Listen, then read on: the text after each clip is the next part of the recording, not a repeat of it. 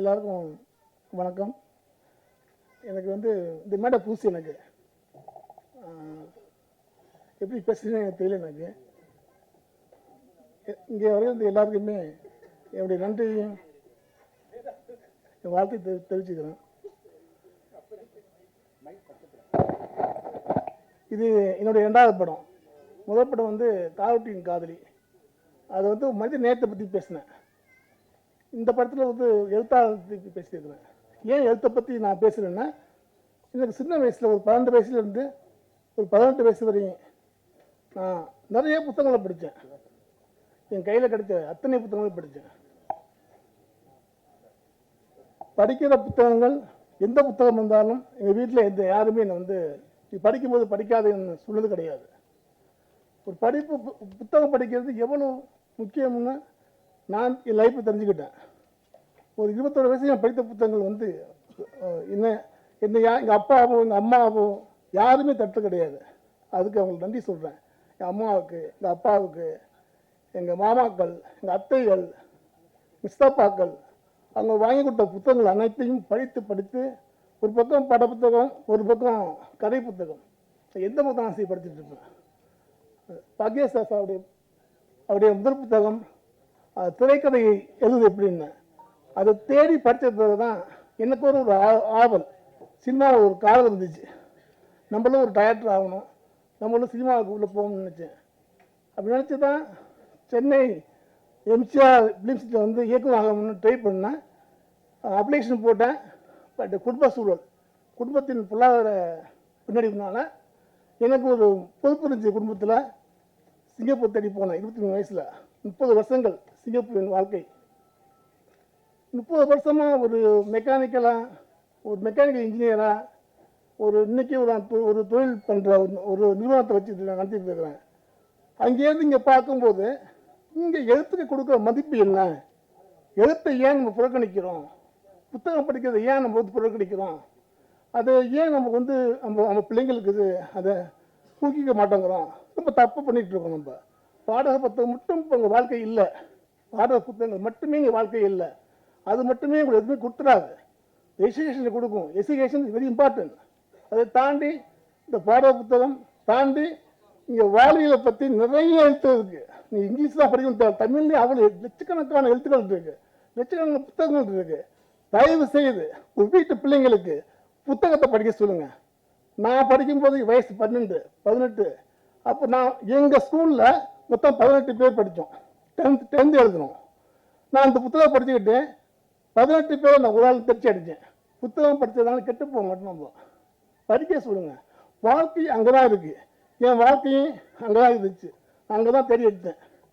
நான் சிங்கப்பூர் போய் ஒரு பிஸ்னஸ் மேனாக ஆன பிறகு எனக்கு இந்த கோவிட் வந்துச்சு. எனக்கு இப்போ இந்த கோவிட் வந்தப்போ ஒரு 4 மாதம் எனக்கு வந்து ஒரு பிரேக், ஏன் திரும்ப ஒன்று வாழ்க்கையில் ஒரு பிரேக் அடிச்சுது. அப்போ தான் என்னுடைய உள்ளே இருந்த ஆழ்மனத்தில் இருந்த நான் போட்ட விதை, 18 வயசில் போட்ட விதை எட்டி பார்த்துச்சு. என்ன ஏதாச்சும் பண்ணணும், ஏதாச்சும் எழுதணும், ஏதாச்சும் செய்யணும் அப்படின்னு தோணுச்சு. அதனால தான் முதல் படம் காவட்டியின் காதலி பண்ணேன். 2வது படம் ஆலன், ஒரு எழுத்தாளரின் வாழ்க்கை. அவனை 2 பெண்கள் வந்து காதலித்து அந்த காதல், அந்த பெண்களின் காதல், அதை பற்றியும் ஒரு வாழ்க்கை இங்கே வந்து என்ன ஒன்றே நான் சொல்லிக்க விரும்புகிறேன். இப்போ ஐநா சபையில் 2018 கிரேட்டாங்க ஒரு பொண்ணு, 16 வயசோ 18 வயசோ தெரியாது, அந்த பொண்ணு வந்து அங்கே இருந்த உறுப்பினர்களை பார்த்து கேட்ட கேள்வி, ஹவு டே யூ ஆல். எடுத்தவங்க இந்த கேள்வி கேட்டுச்சு. நீங்கள் யூடியூப்பில் பார்த்துக்கலாம். ஏன் கேட்டுச்சு? அது கேட்ட காரணம் குளோபல் வார்மிங் 1.5 செல்சியஸ் இன்க்ரீஸ் ஆகிருக்கு. அது கேட்குது, நீங்கள் இந்த உலகத்தில் வாழ்ந்து போகிறீங்க, இந்த உலகம் எங்களுக்கானது, இந்த காற்று எங்களுக்கானது, நீர் எங்களுக்கானது, இந்த நிலம் எங்களுக்கானது, அதை வந்து அசுத்தம் பண்ணுறதுக்கு நீங்கள் யார்? ஒரு பொண்ணு கேட்டுச்சு. அந்த உணவு நம்மளுக்கு வாழணும். இந்த பூமி நமக்கானது மட்டுமல்ல, இந்த காற்று நமக்கானது மட்டுமல்ல, இந்த உணவு நமக்காக மட்டுமல்ல, நம்ம சன்னதிகளுக்கு, நம்மளுடைய வர ஜெனரேஷனுக்கு விட்டு போகணும். அதை நம்ம செய்ய தவறோம். இங்கே நம்ம இயந்திரமாக ஓடிட்டு இருக்கோம். அந்த கொஞ்சம் திரும்பி பாருங்கள் வாழ்க்கையை. அடுத்த ஜெனரேஷன் இங்கே வாழணும். அதே தான் இந்த படம் கொடைக்கானல் போயிருந்தேன் ஷூட்டிங் லொக்கேஷன் பார்க்கறதுக்கு. ஒரு 4-5 பசங்க வந்து விளையாண்டுருக்காங்க. அப்போ இதை வந்து விடாங்க ஒரு பையன் வந்து 5-6 வயசு இருக்கும். அங்கிள் நான் என்னன்னு கேட்டேன், படமாக இருக்கு கேட்டேன். இல்லை நான் அப்படின்னு ஆரம்பிக்கல அப்படின்னா.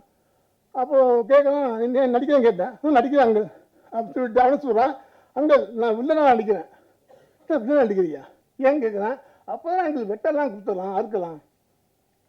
ஒரு வண்ணம் எங்கே விதிக்கப்பட்டது பாருங்க. ஒரு 6 வயசு பையனுக்கு ரத்தமும் தலை வெட்டுதலும் இங்கே வந்து சொல்லப்படுது. இது பெரிய பாவம் இல்லையா? மனசாட்சி இருக்கா நம்மளுக்குலாம்? எதை விதைக்க முடியுங்க? இதை விதைக்கிறோம். நான் சிங்கப்பூர்லேருந்து இங்கே வேண்டி இருக்கு புத்தகம் படிக்க சொல்லுது உங்களுக்கு. நான் காசு சம்பாதிக்க வரல. மனசு ஆதங்கம், வலி, வேதனை இதை நோக்கி போயிட்டு இருக்கோம். இது தெரியல எனக்கு. அந்த நிகழ்வுக்கு தான் அதுதான் இந்த படத்தை வந்து நான் எடுக்க தூண்டியது. ஒரு எழுத்து எங்கே போகும், இந்த எழுதுனா அது யாருக்கு பயன்படும், இந்த எழுதும்போது இந்த உலகம் நம்மளுக்கு வந்து இப்போ புத்தகம் படிக்கும்போது 1000 ஃப்ரெண்ட்ஸ் தேவையில்லை நம்மளுக்கு. ஒரு புத்தகம் போதும் நம்மளுக்கு வாழ்க்கையை மாற்றுறதுக்கு. நான் இன்னைக்கு நிற்கிறதுக்கான புத்தகம் தான், சத்தியமாக சொல்லுவேன். நான் இன்னைக்கு ஒழுங்கான வாழ்க்கையையும் ஒரு தேடலையும் நான் என் வாழ்க்கையில் அமைத்து கொண்டதுக்கு என் நண்பர்கள் கிடையாது, என் புத்தகம் தான். என் குருநாதர் திரு பாக்கியாஸ் அவர்கள், உண்மையிலே நான் வந்து பாக்கியா புத்தகம் வந்து முதல் பிரதி எங்கள் ஊர்லேருந்து 18 கிலோமீட்டர் பட்டுக்கோட்டை. முதல் பிரதி அன்றைக்கி தான் வெளியே வருது. நான் கடைக்கு 2 ஹவருக்கு முந்தி கடைக்கு போயிருந்தேன். போய் நின்று கட்டை துங்கத்துக்கு முந்தி அந்த இதில் வாங்கி படித்தேன். அந்தளவுக்கு ஒரு பேய் பிடிச்ச ஒரு படிப்பாக நான். ஆனால் சிங்கப்பூர் போகிறதுக்கு படிக்க முடியல. ஏன்னா அங்கே ஒரு வாழ்வியல், ஜீவனத்தரமான வாழ்வியல், வேலை போயிட்டுருப்போம். அங்கே படிக்க முடியல. இங்கே படித்தேன். ஸோ அவருக்கு இந்த நேரத்தில் நான் உண்மையை நன்றி சொல்லிக்கிறேன் சார். உண்மையிலே எங்களுடைய அந்த தூண்டுதல், உங்களுடைய கேள்விப்பட்ட இருக்கிற அந்த உண்மை, அதெல்லாம் வந்து சத்தியமாக சொல்லுங்கள் சார், யாராலையும் பண்ண முடியாது. Thank you sir. இந்த படம் ஆலன் கண்டிப்பாக உங்களுக்கு பிடிக்கும். நிறையா லொக்கேஷனில் போய் ரொம்ப கஷ்டப்பட்டு எடுத்துருக்கோம். கிட்டத்தட்ட 7 லொக்கேஷனு ஜெர்மனியில் எடுத்துருக்கோம். காசி, வாரணாசி, ரிஷிகேஷ், காரைக்குடி, ராமேஸ்வரம், கொடைக்கானல், எல்லா இடத்துக்கும் போய் எனக்கு இந்த கதை பிடிச்சிருந்துச்சு. வெற்றி அதுக்கு ஒரு சிறந்த கதாநாயகன் உள்ளே வந்தார். மனோஜ் சிறந்த இசையமைப்பாளர் உள்ள வந்தார். டிஓபி இன்பசாலி வந்தாப்புல. அதுக்கு மேலாக என்னுடைய நண்பர் எடிட்டர் காசிநாசன் உள்ளே வந்தாங்க. மற்ற எல்லா துணை இயக்குநர்கள், இணை இயக்குநர்கள், அந்த பாப்பா, பையன் எல்லாமே எனக்கு ரொம்ப சப்போர்ட் பண்ணாங்க. இந்த படத்தை நான் வன்முறை இல்லாமல், இது உண்மையாக சொல்கிறேன், இந்த படத்தை நான் வன்முறையாக எடுத்துக்க முடியும். ஒவ்வொரு சீனும் ரத்தமாக பிரிக்கும். நீங்கள் பாருங்க, நீங்கள் பிரிக்க வைக்க வச்சுக்க முடியும். ஆனால் அதையும் கடந்து போகிறான் ஒருத்தன். அதையும் கடந்து போய் திரும்பி வரான் வாழ்க்கையில். அவனுக்கு நடக்கிற ஒரு நிகழ்வை அப்படியே தட்டி விட்டு போய் வெளியே வரான் அங்கேருந்து வேற ஆளா.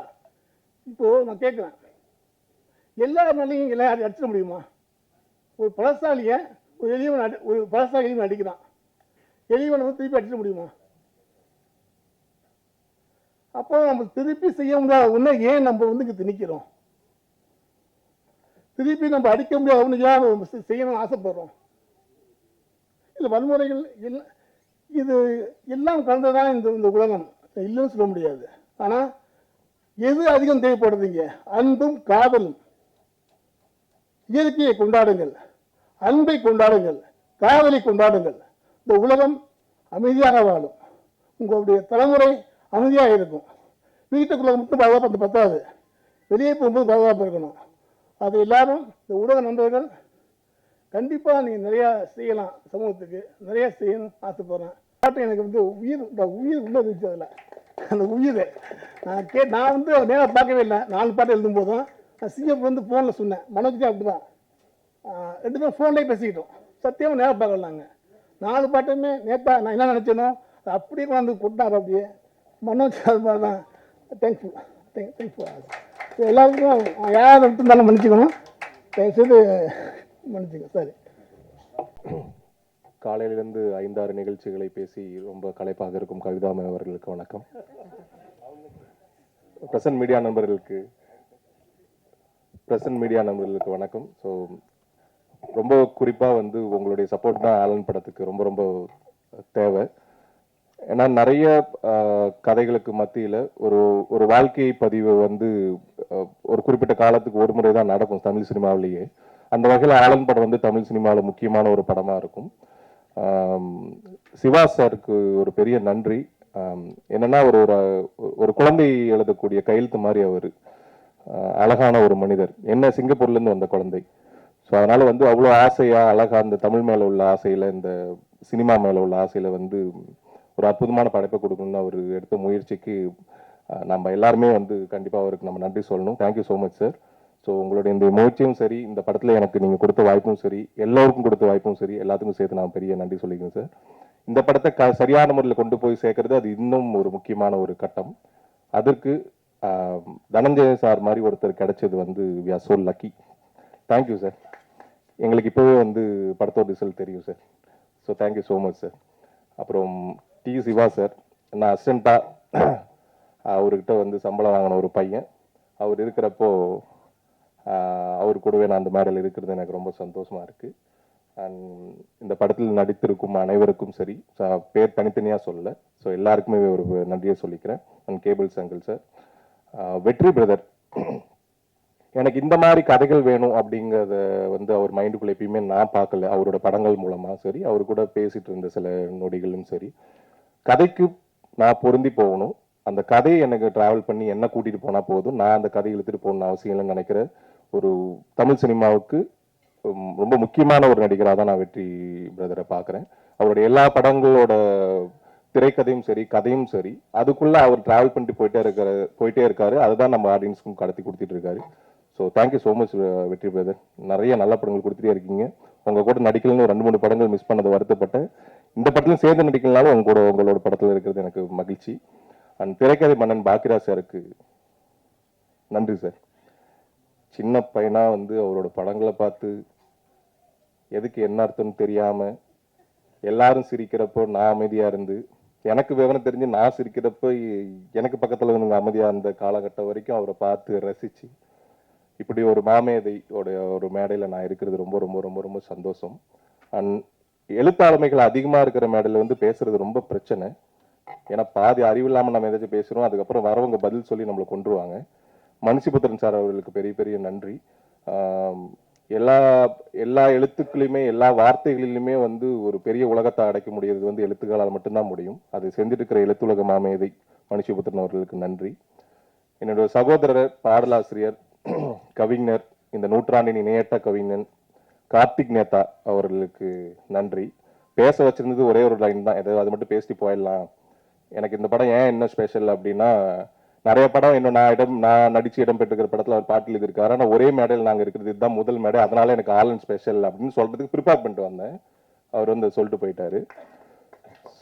So thank you so much. Love you Karthik Prasanna. அவர் நான் விவேக் பிரசன்னா, அவர் கார்த்திக் பிரசன்னா. ஸோ அது அந்த பேரையும் நம்ம வந்து பதிவு பண்ணிடலாம் அந்த இடத்துல. ஆனால் கார்த்திக் நேதா தான் அவருக்கு வந்து என்றைக்குமே பெரிய ஒரு அங்கீகாரமாக அங்கீகாரமாக இருக்கும்.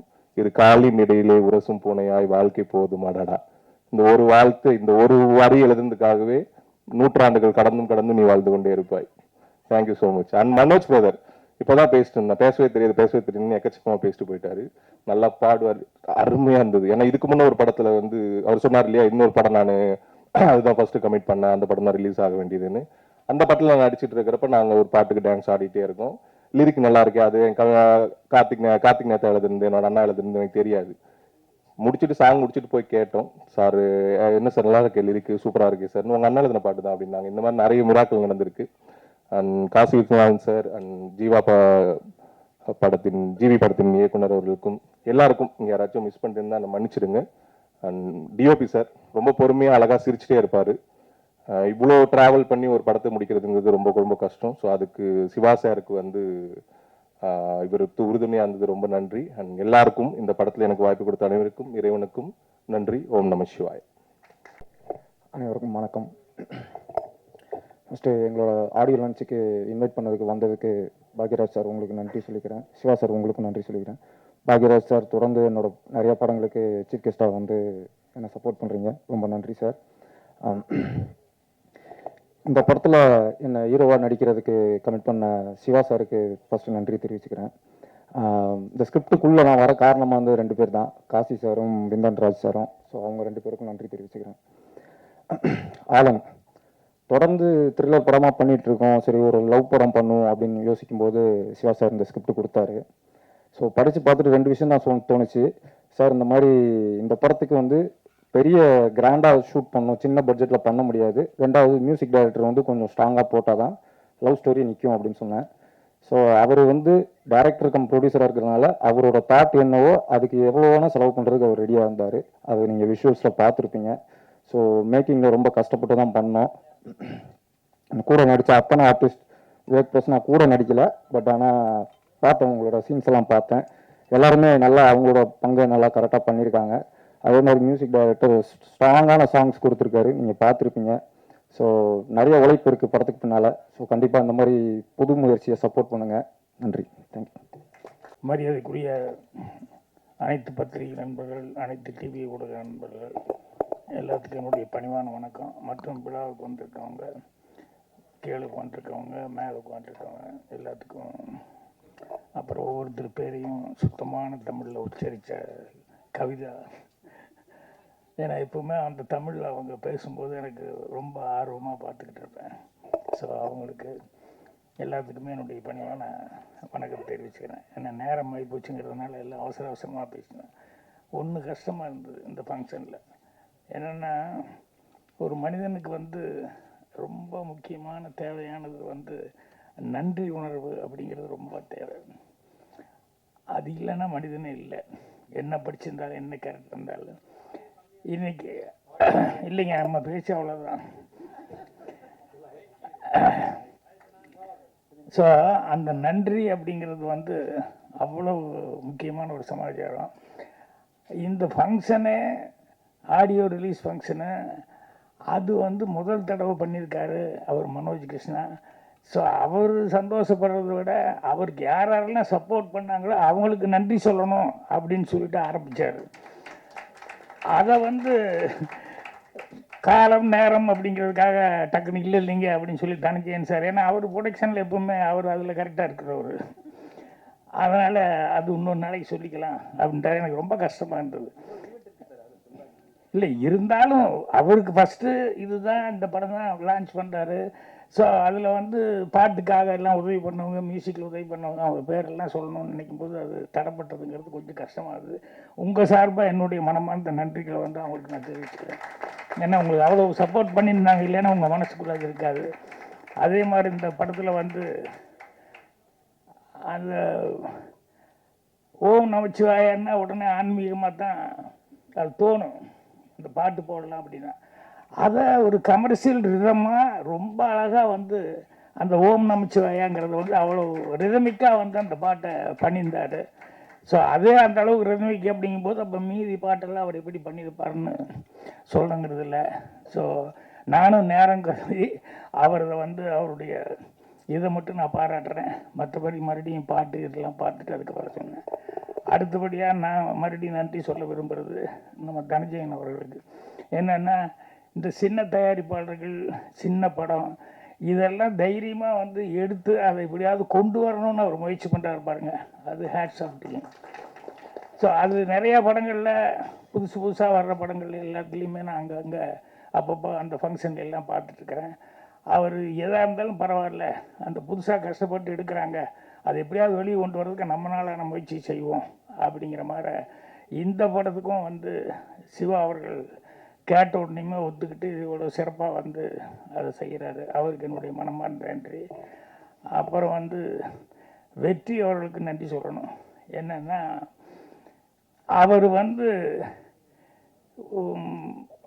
கோபிநாத் கூட சொன்னார், வேறு லெவலுக்கு நீங்கள் வேறு மாதிரி கமர்ஷியலாக அப்படியெல்லாம் நீங்கள் கொஞ்சம் போகணும் அப்படின்ட்டு. அது அவருடைய நண்பராக அவருடைய ஆசை, அதெல்லாம் கரெக்டு தான், இல்லைன்னு சொல்ல அதை நான் ஆமோதிக்கிறேன்.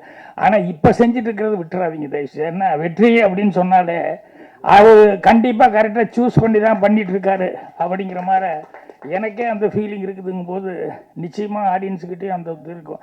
இவர் எப்பவுமே எல்லா படமும் மாமூலாக ஒத்துக்கிட்டு பண்ணுறது இல்லை, ஏதோ அதில் வித்தியாசமாக ஏதாவது சம்திங் இருந்தால் தான் அவர் பண்ணுறாரு அப்படின்னு சொல்லிட்டு.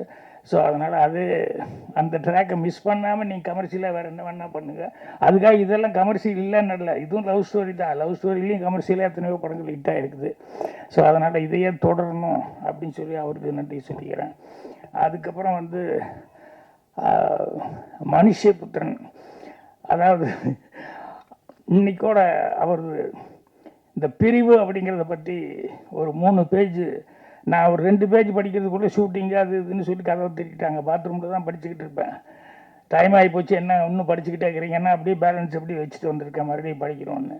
இந்த பிரிவுங்கிறது சாக்லேட்டை உரையை வந்து பிரித்து சாக்லேட்லேருந்து பிரிக்கிறதல்ல பிரிவு அப்படிங்கிற மாதிரி ரொம்ப அழகாக அது தொகுப்பு தான் அவர் பண்ணியிருந்தார். அந்த தொகுப்பே அவ்வளோ சிறப்பாக அவர் பண்ணியிருந்தார். சில பேரெல்லாம் தமிழில் வந்து இதை வந்து உண்மையிலேயே அவங்க வந்து ஒரு என்ன சொல்கிறது, அவங்களுடைய தமிழில் அவங்களுக்கு இருக்கிற புலமை அதெல்லாம் வந்து அடுத்தவங்களுக்கு ஒரு சர்வீஸ் மாதிரி அவர் பண்ணிகிட்ருக்காரு. அவருக்கு என்னுடைய மனமார்ந்த நன்றி தெரிவிச்சுக்கிறேன். அதே மாதிரி அன்றைக்கி அவருடைய ஃபங்க்ஷனில் வந்து அவர் சொன்னார், நிறைய யங்ஸ்டர் டைரக்டர்ஸ் எல்லாம் வந்து என்னை பற்றி பேசினாங்கன்னு. ரொம்ப சந்தோஷமாக இருக்குது, பெருமையாக இருக்குது. அது அந்த பெருமையெல்லாம் எங்கள் டைரக்டர் குருநாதர் அவருக்கு தான் போய் சேரும். ஏன்னா அவர் இல்லைன்னா நான் இல்லை. ஸோ அவருக்கு என்னுடைய மனமார்ந்த நன்றி தெரிவிச்சுக்கிறேன். அப்புறம் இந்த விழாவில் வந்து ஒருத்தர் நான் கவனித்தேன், அவர் பேசுனது கடைசி வரைக்கும் புரியல, ஆனால் ரொம்ப பிடிச்சிருந்தது. பாடலாசிரியர் அவர் முதல்ல நான் எழுதுனது அப்படின்னு சொன்னார், அது சுத்தமாக எனக்கு என்னன்னே புரியல. அந்த வார்த்தைகள்லாம் புதுசு புதுசாக இருந்தது. அப்புறம் 10 வருஷம் கழித்து எழுதினாரு, அது அதே மாதிரி தான் இருந்தது. அந்த 10 வருஷத்தில் அவர் சொன்னார் நான் நிறையா சேஞ்ச் ஆகிட்டேன் அப்படின்ட்டு. ஆனால் கடைசியில் ஒன்று சொன்னார், அந்த கவிதை அது ரொம்ப சிறப்பாக இருந்தது. அவர்கிட்ட ரொம்ப பேசணும், அவர் இத்தனை நாளாக நான் பார்க்கல, பேசுறதுக்கான வாய்ப்பு கிடைக்கல. அவர் விவேக் பிரசன்னா பிரதர் அப்படிங்கிறத வந்து இங்கே சொன்னாங்க. அவர் கூட இருந்ததுனால அவர் தம்பின்றா தான் பேசுகிறாரு, நல்ல சிறப்பான முறையில் பேசினார்.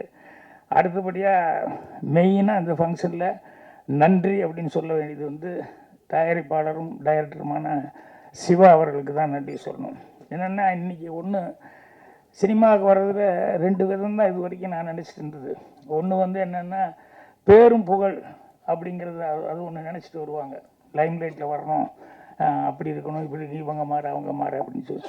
இல்லைன்னா அதில் பாரு எப்படி சம்பாதிச்சு இப்படி இருக்கிறாங்க பாரு அப்படின்னு சொல்லிட்டு அதே மாதிரி ஏர்ன் பண்ணணும் அப்படின்னு சொல்லி இந்த சம்பாத்தியம் பெயர் புகழ் இந்த 2 தான் மெயினாக வந்து இருக்கிறதா இது வரைக்கும் நினச்சிருந்தேன். நான் கூட பேர் புகழ் தான் நினச்சிட்டு வந்தேன், சம்பாத்தியமெல்லாம் அப்புறம். ஆனால் அதை தாண்டி ஒன்று இருக்குது அப்படிங்கிறது இன்றைக்கி தெரியும் போது ரொம்ப நெகிழ்வாக இருந்தது. அதுதான் வந்து என்னென்னா அதை ஒரு சர்வீஸாக சினிமாவை நினச்சிட்டு வந்திருக்கார் பாருங்கள் சிவா அவர்கள், டைரக்டர். அது அவர்கிட்ட பேசிகிட்டு இருக்கும்போது அது தெரிஞ்சுது. ஏன்னா இங்கேருந்து போய் சிங்கப்பூரில் எத்தனையோ வருஷம் கஷ்டப்பட்டு அவர் பாருங்கள் சிரமம், ஃபேமிலியே சிரமம், அதனால் படிக்கிறது கூட விட்டு போட்டு அதுக்கப்புறம் ஏதோ அதுக்காக நான் ஃபேமிலிக்காக வந்து வருமானத்துக்காக போனேன் அப்படின்னாரு. அவ்வளோ வருமானத்தை வந்து அங்கே ஈட்டிட்டு அந்த வருமானம் சம்பாதிச்ச வருமானத்தை வந்து அவர் வந்து சினிமாவில் வந்து அது கூட கமர்ஷியலாக அவங்கள வச்சு இவங்கள வச்சு இல்லை கமர்ஷியல் மாற கதை எழுதி எப்படி பண்ணணும் அப்படிங்கிறத நினைக்காம அவர் என்ன நினைக்கிறாரோ ஆத்மார்த்தமாக அதை வந்து செய்யணும் அப்படின்னு சொல்லிட்டு அவர் அந்த நஷ்டம் அது இதுங்கிற பற்றியோ இல்லை வேறு எதை பற்றியோ எதை பற்றியுமே கவலைப்படாமல் பண்ணார். அதுலேயும் அவர் எடுத்துக்கிட்டது வந்து ஒரு விஷயம் வந்து சொல்லும்போது அவர்கிட்ட பேசும்போது நிறைய விஷயங்கள் சொல்லிட்டு இருந்தார். அதில் வந்து ஒன்று சொன்னார், ரைடர்களுக்கெல்லாம் வந்து எவ்வளோ மரியாதை இருக்குது அங்கே சிங்கப்பூரில் அங்கேயெல்லாம் நான் பார்த்தேன் சார் அப்படின்னு சொல்லிட்டு, நம்ம ஊரில் தான் கொஞ்சம் கஷ்டமாக இருக்குது சொல்கிறதுக்கே அப்படிங்கிற மாதிரி ரொம்ப ஃபீல் பண்ணி இது பண்ணார். அதனுடைய ஆதங்கமாக என்னவோ தெரியல, இந்த படத்தினுடைய ஹீரோ வெற்றி வந்து ஒரு ரைட்டர் ஆகணும் அப்படிங்கிறது சின்ன வயசுலேருந்தே அவருக்கு ஒரு ஃபீலிங்காக இருக்குது அப்படிங்கிறது அந்த சீன்ஸ் எல்லாம் வரும்போது அதில் தெரிஞ்சது. உண்மையிலேயே இங்கே ரைட்டர் அப்படிங்கிறதுக்கு வந்து முன்னாடி எல்லாம் வந்து அந்த கதை இலாக்கா அப்படிங்கிறது இருந்தது.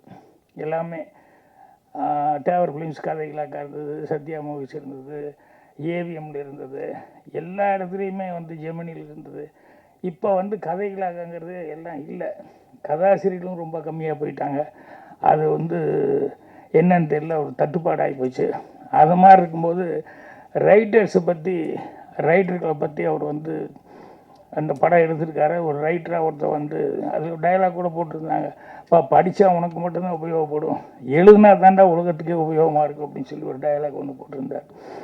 சார் உண்மை அதுதான். எழுதுனா நான் கூட வாங்க சினிமா பற்றி பேசலாம் அப்படிங்கிறது வந்து இவ்வளோ பிஸியாக இருக்கிற நேரத்தில் நீங்கள் எழுதணுமான்னு எல்லாம் கேட்டாங்க. அவ்வளோ ஷூட்டிங்கெல்லாம் நிறையா இருக்கிற நேரத்தில் நான் சொன்னேன், இப்போ எழுதுனது தான் படிப்பாங்க, நான் வீட்டில் உட்காந்துருக்கு எழுதுனேன் எவனும் படிக்க மாட்டான், அந்த ஆளே சும்மா வீட்டில் உட்காந்துருக்காரு, அந்த புஸ்தகம் படித்து நமக்கு என்ன யூஸ் அப்படின்னு தான் நினைப்பான். அதனால் மார்க்கெட்டில் நல்லா இருந்துட்டு இருக்கும்போதே படிக்கணும் அப்படின்னு சொல்லி தான் நான் அந்த வாங்க சினிமா பற்றி புஸ்தகம் வந்து பின்னால் வர்றவங்களுக்கு வந்து நம்மளுடைய அனுபவம் யூஸ்ஃபுல்லாக இருக்கட்டும் அப்படிங்கிறதுக்காக எழுதுனது. ஸோ ரைட்டர்ஸ் பற்றி சொல்லும்போது எனக்கு ஒரு தமாசான ஒரு நிகழ்ச்சி தான். ஆனால் ரைட்டர்ஸுக்கு அது சொல்லணுமே அப்படிங்கிறதுக்காக அது இன்சிடென்ட் சொல்கிறேன். என்னென்னா தேவர்குலிஸ் கதையிலக்கார வந்து எல்லாருமே இருந்தாங்க. கலைஞான சார் இருந்தார், தோயவன் இருந்தார், டைரக்டர் மகேந்தர் இருந்தார், மாறா, இப்படி எல்லாமே எல்லா ரைட்டர்ஸுமே அங்கே இருந்தாங்க. தேவர்குலிஸில் என்னென்னா முதல் நாள் போகும்போது, டேய் இந்த இடத்துக்கு கொஞ்சம் நல்ல சீனாக ஏதாவது ஒன்று பிடிச்சிட்டு வாங்கடா அப்படின்னு சொல்லி அனுப்புவார். காலையில் 8 மணிக்கு கார் போய் எல்லா ரைட்டரையும் ஒவ்வொருத்தையாக காரில் தூக்கி போட்டு கொண்டு வந்து உட்காரும். 8-8:15 எல்லோரும் வந்து அசம்பிள் ஆயிடுவாங்க. 7:30 மணிக்கெல்லாம் வந்து, நேற்று சொன்னடா என்னடா சீன் யோசிச்சுட்டு வந்தீங்க அப்படின்னு சொல்லுங்கன்னா, இந்த ரைட்டரையும் வந்து எல்லாம் வயசானவங்களாம் இருக்காங்க, இருந்தாலும் அவங்களுடைய கேரக்டர் தான் பார்த்தீங்கன்னா இந்த சின்ன பசங்களுக்கு உண்டான கேரக்டர் தான் அவங்ககிட்ட இருக்கும். என்னென்னா தூயவன் யோசிப்பார், அவருக்கு ஒன்றுமே கிடைக்கல, போனால் அந்த சின்ன தேவர் பயங்கரமாக திட்டுவார், துளுக்காக அப்படியெல்லாம், அதாவது தமாஷா பேசுவார், பிரியமாகவும் பேசுவார், எல்லா உதவியும் செய்வார். அவர் வந்து பயங்கரமாக திட்டுவார் எல்லாத்தையும் வச்சுக்கிட்டு அப்படின்னு சொல்லிட்டு அவருக்கு சீன் வரல. அப்படியே யோசிச்சுக்கிட்டே வருவார். காரில் வரும்போது கலைஞானத்துக்கிட்ட கேட்பார், என்னென்ன உங்களுக்கு ஏதாவது, அவருக்கு சீன் வரலன்னு சொல்லல, என்னென்ன ஏதாவது பிடிச்சிட்டு வந்தீங்களா, ஒன்று பிடிச்ச தூயவன் அது அந்தளவுக்கு கரெக்டாக இருக்குமான்னு தெரியல, சொல்லுங்கள், சொன்னால் தானே 4 பேர் தெரியும் அப்படின்னு உடனே தூயவன்கிட்ட கலைஞானம் சொல்லிகிட்டே வந்திருக்காரு. வந்தோடனே இவங்க 8 மணிக்கு அசம்பிள் ஆனோடனே, என்னப்பா நேற்று சொன்னேன் ஏதாவது சீன் யாராவது திங்க் பண்ணிட்டு வர்றீங்களா அப்படின்னு தூயவன் முதல்ல கை தூக்கிட்டார். நான் சொல்கிறேன், சொல்லுடா பாடுறா, அவன் முதல்ல சொல்கிறாங்க சொல்லுடா அப்படின்னா கலைஞான சீனிவர் அப்படியே சொல்லிட்டாரு. கலைஞான திருன்னு முடிக்கிறாரு. இப்போ அவரால் சொல்லவும் முடியல. இல்லை நான் யோசிச்சுட்டு வந்தேனே, வழியில் இப்படி பண்ணி திருடிட்டேன், நான் என்ன பண்ணது இல்லைன்னு ஒன்றும் சொல்ல முடியல. அதுக்கப்புறம் என்ன கலைஞானம் அப்படின்னாரு. அண்ணா ஒன்றும் வரல அப்படின்னு. அவன் பாடுற உன்னை விட வயசு எவ்வளோ கம்மி அப்படின்னு திட்டுறாரு. தூயவன் சைலண்ட்டாக அப்படி உட்காந்துட்டாரு. அப்புறம் அடுத்த நாள் வந்து இவர் பேசும்போதெல்லாம் தூயவங்கிட்ட, ஏன்டா உன்னை நம்பி நான் சொன்னேன் தூயவா, இப்படி பண்ணி போட்டிய கழுத்து எடுத்துட்டியே, அந்த மனுஷங்கிட்ட என்ன திட்டு வாங்க வச்சுட்டியே அப்படி இப்படின்னு பேசி, அப்புறம் ஏன்டா பேசாமே வந்துருக்கு, மூட வீட்டில் வர்ற தூயவன் என்ன, ஏன் பொண்டாட்டி கூட நான் பிரச்சனை, எல்லார் வீட்லேயும் பிரச்சனை தான், இது என்ன இருக்குது அப்படின்னா, இல்லைண்ணா எப்போ பாரு வந்து நம்ம வெளியே போய் சம்பாதிக்கிறது சாதாரண விஷயமான, ஒரு ஆம்பளை வெளியே போய் எவ்வளோ கஷ்டப்பட்டு சம்பாதிக்கிறான், கொஞ்சம் கூட புரிஞ்சிக்க மாட்டேங்கிறா, நீங்கள் மட்டும்தான் சம்பாதிக்க, அதுதான் என்ன வீட்டிலேருந்து குழந்தைகளை பார்த்துக்கிறதெல்லாம் ஒன்றுமே வேலை இல்லைன்னு நினச்சிட்டிங்களா, ஏன்னா குழந்தைகளை பார்த்துக்கிறது ஒரு பெரிய வேலையாடி, சமையல் பண்ணுறது ஒரு பெரிய வேலையாடி, அப்படின்னா நீங்கள் போய் சம்பாதிக்கிறது மட்டும் பெரிய வேலையாகும் அப்படின்னு எப்போ பாரு இதே சண்டைண்ணே, நீங்கள் என்ன பெருசாக அங்கே கிழிக்கிறீங்க, நாங்கள் நீங்கள் பொம்பளை என்ன கம்மியாக பண்ணுறேன்னு, அது இது ஒன்றாண்ணே, அப்படி முடியுமாண்ணே அப்படி இப்படின்னெல்லாம் சொல்லிவிட்டு, எப்போ பாரு என் மாதிரி நீங்கள் செய்ய முடியுமா, உன் மாதிரி நான் செய்ய முடியுமா அப்படின்னு சொல்லிட்டு ஒரே சண்டை. அவகிட்ட அவளை எப்படி புரிய வைக்கிறது தெரியல, ஆம்பளையினுடைய கஷ்டமே அவளுக்கு புரியல அப்படின்னாரு. அடுத்த நாள் வந்தோடனே அப்புறம் எங்கேயோ ஒரு கம்பெனியில் கதை கேட்டிருக்காங்க. அப்புறம் கலைஞானம் கதை சொல்லலான்னு சொல்லி போயிருக்காரு. முதல் நாள் கேட்டிருக்காங்க கதை வேணும்னு. அப்புறம் அவர் தூயவனும் கூட போயிருக்காரு. முக்தாபுலின் சீனிவாஸ் சார் தான் போய் கலைஞான கதையை ஆரம்பிக்கலான்னு, இந்த தூயவன் கதை சொல்லலான்னு ஆரம்பிக்கிறதுக்குள்ளே, இல்லை தூயவா கலைஞான ஒரு கதை சொன்னாலும் ரொம்ப பிரமாதமாக இருந்தது, நீ வசனம் மட்டும் எழுதுன, என்கிட்ட சொல்லவே இல்லையே என்ன கதைன்னு அப்படின்ட்டு, இல்லைப்பா அந்த லைன் நல்லா இருக்குப்பா, ஒரு பொண்டாட்டி எப்போ பாரு புருஷங்கிட்ட சண்டை போட்டுகிட்டே இருக்கா, நீ வீட்டில் இருந்து இதெல்லாம் பண்ண முடியுமா, சமையல் பண்ணுறது அது இதெல்லாம் குழந்தைய பார்த்துக்கிட்டு சாதாரண விஷயம்னு நினச்சிட்டியா, ஒரு ஆம்பளை செய்கிறதெல்லாம் ஒரு பொம்பளை செய்ய முடியும், நீ போய் சம்பாதிக்க முடியுமாடி அப்படின்னு சதா சண்டைப்பா. திடீர்னு 2 பேத்துக்குள்ளே ஒரு எக்ரிமெண்ட் போட்டாங்க. என்னென்ன, சரி ஒரு 6 மாதம் இல்லை 3 மாதம் நான் வந்து சம்பாதிக்கிறதுக்கு வேலைக்கு போகிறேன், நீ வந்து வீட்டிலேருந்து குழந்தைகளை காப்பாற்றுறது சமையல் இதை பண்ணு அப்படின்னு ஒரு எக்ரிமெண்ட் போட்டேன். ஃபேமிலி சென்டிமெண்ட் பிச்சு அப்படின்னு சொல்லிட்டு, இதுதான் கலைஞான சொன்ன கதை. தூய முடிக்கிறார். ஏன்னா நம்ம தான் காரில் சொல்லிட்டு வந்தோம், நம்மளதே வந்து சொல்லிட்டாரு அப்படின்னா, அப்புறம் வெளியே வந்து நீ துவைவா நீ என் சீனு தான் திருடின, நான் கதையே உங்கள்கிட்ட இருந்து அடிச்சிருந்தா அப்படின்னா. இது வந்து கேட்கும்போது காமெடியாக இருந்தது. ஆனால் உண்மையிலேயே கதை அப்படிங்கிறது நம்ம லைஃப்பில் இருந்து எடுக்கிறது தான் கதை. இதுக்காக போய் கற்பனையெல்லாம் பண்ணி புதுசாக அது வந்து இது பண்ணி அப்படி மேலே பார்த்து கீழே பார்த்து இப்படியெல்லாம் யோசிக்கிறதுங்கிறதில்ல. ஒவ்வொருத்தனும் ஒரு கதாசிரியன் தான். அவன் லைஃப்பில் வந்து அவனை பாதித்தது என்ன அப்படின்னு சொல்லி ரீகலெக்ட் பண்ண ஆரம்பித்தாலே அதில் நல்ல கதைகள் கிடைக்கும். அதே மாதிரி கதைகள் வந்து எல்லாருமே வந்து ஒரு 10 கதை இருந்தால் தான் சினிமாவுக்கு போக முடியும், கிடையவே கிடையாது. 1-2 கதை இருந்தாலே போதும். நீ வந்த அனுபவங்கள் வந்து உனக்கு சொல்லிக் கொடுக்கும். அனுபவத்தில் வந்து நிறைய கதைகள் வந்து நீ கற்றுக்கலாம். இப்போ முதல்ல சுவரலாசித்தங்கள் நான் வந்து ஒரு 75 நாள் போச்சு, ஒரு பேர் கிடைச்சிது. முதல்ல எனக்கிட்ட ஒரு முந்தானை முடிச்சு ஒரு எங்கே சென்றாஜா அந்த 7 நாட்கள் இந்த கதையெல்லாம் முதல்ல எங்கிட்ட இருந்து எடுத்துன்னே அதுதானே பண்ணியிருப்பேன், எடுத்துன்னே சில்வர் ஜூப்ளி கொடுக்குற மாதிரி. அப்போ எங்கிட்ட இல்லை. முதல்ல யோசிக்கும் போது இது ஒன்று மட்டும் தான் வந்தது. அதுக்கப்புறம் யோசித்தேன், ஒரு யோசனை வந்தது. அதுக்கப்புறம் மௌனிக்கிறதுங்கள் அப்படியே போக போக யோசிக்க தான் நமக்கு இன்னும் அதை விட பெட்டரானதெல்லாம் வர ஆரம்பிச்சிது. அதனால் இவர் ரைட்டரை வந்து ஹீரோவை வச்சு பண்ணதுனால ரைட்டர் ஆகணும்னு யார் நினச்சாலும் புதுசாக எங்கேயோ அங்கேயும் இங்கேயும் மேலே பார்த்து அப்படி பார்த்து இப்படி பார்த்து இது பண்ண வேண்டாம். நிறையா வந்து நம்ம லைஃப்பில் என்ன இருக்குது அப்படிங்கிறத படிங்க. நம்ம லைஃப்பில் படிக்கிறது ஒன்று தான், அதே நேரத்தில் அவர் சொன்ன மாதிரி புக்கை படிக்கிறது ஒன்று தான். ஏன்னா ஒருத்தன் வந்து அவன் வாழ்நாளையே ஏகப்பட்ட அனுபவங்களை சந்திச்சிட முடியாது. ஆனால் புஸ்தகம் படித்தான்னா அந்த ரைட்டர் வந்து எத்தனையோ கேரக்டர்ஸ் வந்து அவன் க்ரியேட் பண்ணி அவன் பார்த்து அவன் லைஃப்பில் அவன் பார்த்து அதை கதையாக வந்து இது பண்ணியிருப்பான். அதனால் நான் எல்லாம் சினிமாவுக்கு வர்றதுக்கு படிக்கிற காலத்துக்கு படிப்பு சரியாக விட்டுட்டேன், சரியாக படிக்கலை. ஆனால் சும்மா சுற்றுற நேரத்தில் காண்டேகர் எழுதின கதையை, நம்ம ஜெயகாந்தன் சார் எழுதின கதையை, கல்கியோட பொன்னியின் செல்வன், இந்த மாதிரி நிறைய கதை புக்குகளை படிக்கும்போது நம்ம லைஃப்பில் இல்லாத எக்ஸ்பீரியன்ஸ் எல்லாம் வந்து அவங்ககிட்ட இருக்கிற லைஃப்பில் இருந்து அவங்களுடைய கேரக்டர்ஸில் எல்லாம் அது நமக்கு கிடைக்கும். அதனால் படிக்கிறதும் மனிதர்களை வந்து பார்த்து அவங்களுடைய அனுபவ ரீதியாக வந்து இது பண்ணுறது, அதை வச்சு படைக்கிறது அப்படிங்கிறது தான். அதே மாதிரி கடைசி வரைக்கும் கற்றுக்கிட்டே இருக்கணும் அப்படிங்கிறத மைண்டில் வச்சுக்கிட்டே இருக்கணும். நம்ம கற்றுக்கிட்டோன்னு என்றைக்குமே நினைக்கக்கூடாது. கடைசி வரைக்கும் நம்ம கற்றுக்கிறதுக்கு ஏதாவது ஒன்று இருந்துக்கிட்டே இருக்கும் அப்படின்னு. இன்னைக்கு கூட வந்தோடனே இந்த ஆலன்கிறது எனக்கு உண்மையிலேயே தெரியல. நான் கேட்டேன் சிவா சார்கிட்ட, என்ன சார் ஆலன்னு சொல்லி டைட்டில் அப்படின்னா, சார் சிவன் அதுதான் ஆலன்னு சொல்லுவாங்க. புது விஷயத்தினால நம்ம எதோ படிச்சுக்கிட்டு இருந்தோம், சிவன் அப்படின்னு சொல்லி சொல்கிறதுக்கு தான் ஆலன். அதில் வேறு 2 தடவை எனக்கு இந்த பாஃப்டா போஃப்டான்னு போன அன்றைக்கி அது இப்படி சொல்கிறதா அப்படி சொல்கிறதா ஒரு குழப்பம் இருந்தது. அதே குழப்பம் இங்கே ஆலன்னா அப்படிங்கிற மாதிரி இவங்க சொல்லும்போது, ஸோ ஆலன் அப்படிங்கிறது வந்து சிவபெருமான வந்து படைப்பாளி அப்படிங்கிறதுக்கு சொல்லுவாங்க அப்படின்னு சொன்னார். அது ஒரு புது விஷயமா இருந்தது. ஸோ சிவா அவர்கள் வந்து அவர் என்ன கதை பண்ணியிருக்காருங்கிறத நான் கேட்டுக்கல. ஆனால் அது வந்து சொல்லும்போது வந்து இது லவ் அதோட ஆன்மீகம் அப்படின்னு சொல்லிட்டு அதுலேயே ஒரு டைலாக், ஒருத்தன் எதை நேசிக்கிறானோ அதிகமாக நேசிக்கிறானோ அதுதான் ஆன்மீகம் அப்படிங்கிற மாதிரி சில டைலாக்லாம் வந்து அங்கே ஒரு ட்ரெய்லரில் அங்கங்கே பிட்டாக வந்தால் கூட அந்த பிட்டாக வர்றதுல கூட அதில் ஒரு கருத்து, அதில் ஒரு ஆழமாக ஒரு விஷயம் இருக்குது அப்படிங்கிறது தெரிஞ்சுக்க முடிஞ்சது. ஸோ நான் சொன்ன மாதிரி சர்வீஸ் மென்டாலிட்டியோட இந்த சினிமா எடுக்கிறதுக்குன்னு வந்திருக்கிறது சிவா அவர்கள்.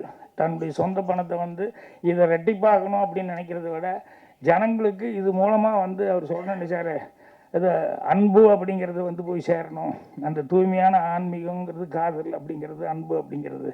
ஸோ அதனால் அவருடைய அந்த சர்வீஸ் மென்டாலிட்டிக்கு எனக்கு இப்போ ரொம்ப சந்தோஷமாக இருக்குது. அப்புறம் பாக்யா புக்கெல்லாம் வந்து அவருக்கு இன்ஸ்பிரேஷனாக இருக்கிறது அப்படிங்கிறது எனக்கு அது ரொம்ப சந்தோஷமாகவும் பெருமையாகவும் இருக்குது. ஸோ அவருக்கு வந்து பத்திரிக்கையாளர் நண்பர்கள், ஊடக நண்பர்கள் எல்லாருமே அவர் ஏன்னா இது வந்து கேமராமேன் அவங்கெல்லாம் வந்து அந்த ஃப்ரேமு படம் பார்த்தோன்னே நான் முதல்ல எனக்கு இவர் தான் சிவாங்கிறது தெரியாமல் நான் ட்ரெய்லர் கொண்டு வந்து காமிச்சாங்க, ப்ரொடியூசர் அப்படிங்கிற மாதிரியே பேசிட்டு அந்த ட்ரெய்லரை அப்படி பார்த்தோன்னே, சார் இந்த சிவா யாருக்கிட்ட அப்படிங்கும்போது நான் தான் சார் சிவா அப்படின்னாரு. எனக்கு அது வரைக்கும் அவர் எழுதினார், அவர் தான் டைரக்ட் பண்ணான்னு தெரியல, ப்ரொடியூசர் நினச்சிக்கிட்டேன். ஸோ அந்த ஃப்ரேமிங்கு அதெல்லாம் பார்த்தா இடங்கள் எல்லாம் செலவு பண்ணது அந்த கேமராமேன் எல்லாம் எவ்வளோ தூரம் அதுக்காக இது பண்ணியிருக்காங்கன்னு சொல்லிட்டு இந்த படத்தில் எல்லா டெக்னீஷியனுமே அவங்கவுங்க பங்கு ரொம்ப சிறப்பாக பண்ணியிருக்காங்க. அதாவது அதில் கூட சொன்னார் இல்லையா, பாட்டு எழுதும்போது அவரை நான் பார்க்கல, கிருஷ்ணாவை வந்து மனோஜ் கிருஷ்ணாவை வந்து கம்போஸ் பண்ணும்போது நான் அவரை பார்க்கல, ஃபோன்லேயே தான் பேசினேன். அவங்கவுங்க வேணுங்கிறதுல அவங்கவுங்க வேலையை அவங்கவுங்க வந்து ரொம்ப சிரத்தையோடு செஞ்சுருக்காங்க. அதனால் எல்லா டெக்னீஷியனுக்கும் என்னுடைய மனமார்ந்த பாராட்டுகளை தெரிவித்து சிவா அவர்கள் வெற்றி பெற என்னுடைய வாழ்த்துக்களை தெரிவிச்சுக்கிறேன். நன்றி, வணக்கம்.